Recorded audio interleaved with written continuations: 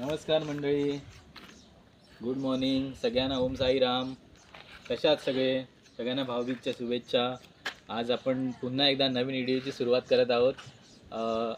घराच्या समोर एक बाग बनवलेली आहे आमच्या सासूबाई आणि आमच्या सासरी बुवांनी.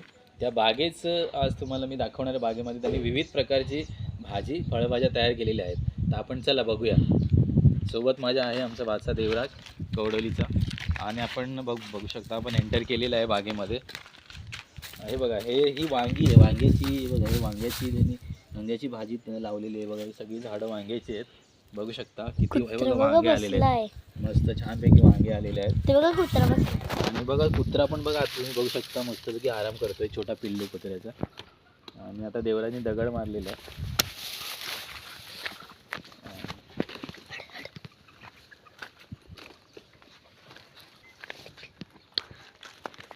ते काय घुसलाय.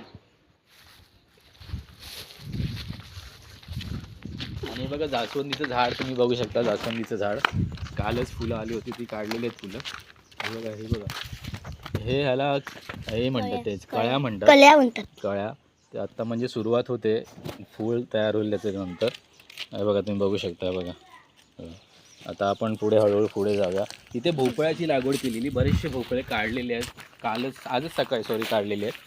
हे बघा, तुम्ही घोसाळे बघू शकता. बघा घोसाळे. हे बघा, गाडीला प्रश्न विचारा का. हे बघा घोसाळे. बघा घोसाळ्याची भाजी बघा. हे बघा घोसाळे म्हणतात त्याला छानपैकी. हे बघा घोसाळे तयार झालेले आहेत. घोसाळे अशा प्रकारे ह्या विविध प्रकारचे. हे बघा, हे बघा मिरची ना. आता आपण बघूया मिरची नाही, पण वांगीच आहे. हे बघा, आपण बघूया भोपळा. बघूया बघा भोपळा. मिरची बघा, आधी पहिल्यांदा आपण भोपळा बघूया. हे बघा मस्तपैकी भोपळा, छान भोपळा. हे बघा, तुम्ही बघू शकता. बरेचसे भोपळे काढलेले आहेत मुंबईत नेण्यासाठी. बघा, हे भोपळा खारच झालेला आहे. बघा किती चांगल्या प्रकारे. मंडळी सांगायचं म्हणजे कसं माहिती आहे का, घराच्या समोरच वाडी आहे आणि खूप मेहनत करून, म्हणजे आमचे सासरे आणि सासरेबुवा आणि सासूबाई यांनी मेहनत करून हे तयार केलेली बाग आहे. आणि इकडचं वातावरण खूप छान आहे. कसं म्हणजे बीच साईडला यांची घरं आहेत आणि घराच्या समोरच म्हणजे असं खूप छान प्रकारे खूप मेहनत करून हे तयार केलेली हे आहे. आता पुढे आपण येऊया. मिरची पुढे बघा, हे मिरची बघा. मिरची बघू शकता तुम्ही. मिरची उत्तम प्रकारे मिरची काल आम्ही खाल्ली. मस्त चवीला एकदम मस्त आहे. तिखट नाही, काय नाही, छान आहे. हे बघा मिरचीचं झाड. म्हणजे सांगायचं एक तुम्हाला असं की म्हणजे आपण जर मेहनत केली तर बरेच प्रकारे आपण एक उत्पन्न घेऊ शकतो. आता आपण कढीपत्त्याकडे वळतोय. कढीपत्ता बघा, हाच कढीपत्ता मामीने आज मला मुंबईत नेण्यासाठी दिलेला आहे. हे बघा कढीपत्त्याचं झाड बघा. हे बघा मंडळी, हे बघा किती प्रमाणात बघा. हे बघा कढीपत्ता. हाच कढीपत्ता मुंबईत विकत मिळतो. आणि कढीपत्ता पाहिला तर आपण केळीकडे वळतोय. ही केळी आम्ही काल खाल्ली, इलायची केली. उत्तम प्रकारे अतिशय गोड चवीची केळी. ही अतिशय चवीची गोड केळी आहे ती. आणि बघा झाड आहे बघा. केळी आपण दाखवूया. मी देवराजला सांगतो पुढे आपण केळी दाखवूया. पुढे केळी बघा. हे बघा मंडळी, बघा केळी. ही बघा इलायची केळीप्रमाणे ही केळी आहे बघा. अतिशय गोड, खूप चांगली. आणि काल खाल्ली, आज खाल्ली, खूप चांगली. बघा किती प्रमाणात. हे बघा खूप प्रमाणात केळी आलेली आहेत. तुम्ही बघू शकता. ही केळीची झाडं तिकडे पण आहेत. या आपण दाखवू. हे बघा, मी आता सोनीला सांगतो की सोनी जरा पुढे केळी दाखवूया आपण. ही बघा एकदम छोट्या प्रकारची इलायची केळी म्हणतात त्यांना. किती छान बघा, अतिशय सुंदर. आणि तुम्ही बघू शकता ही पूर्ण अशी वाडी आहे मंडळी.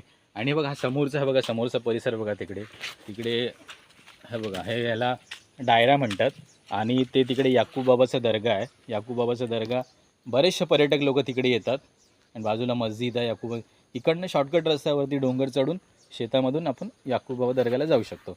म्हणजे अशा प्रकारे तुम्हाला सांगायचं ही भातशेती आहे.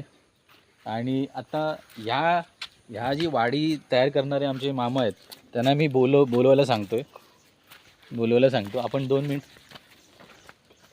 हां, आणि हे बघा सोनी जरा दाखव चहापत्ती. बघा चहापत्ती बघा मंडळी. चहापत्ती गवती चहा याला म्हणतात ग्रामीण भाषेमध्ये गवती चहा. आणि ही चहामध्ये टाकून आपण गवती चहा आपण हे करतो आणि हीच विकत मिळते मुंबईला. आज हेच आम्हाला मामीने दिलेलं आहे मुंबईत नेण्यासाठी.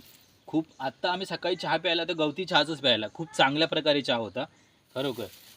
आपल्यासोबत व्हिडिओग्राफर आहेत सोनी कवडोलीचे आणि आपले हे आमचा भाचा आपला देवराज खूप चांगल्या प्रकारे. आणि आता मामाशी येत आहेत. मी तुम्हाला सांगितलं मंडळी की ज्यांनी मेहनत केलेली आहे ते आमचे ते काय मामा नारळाचं झाड. गोविंद आगरे. आणि नारळ आणि पपई पण तुम्ही बघू शकता. पपई तिकडे आहे, परत शेकटाच्या शेंगा आहेत. चौकश चौकश.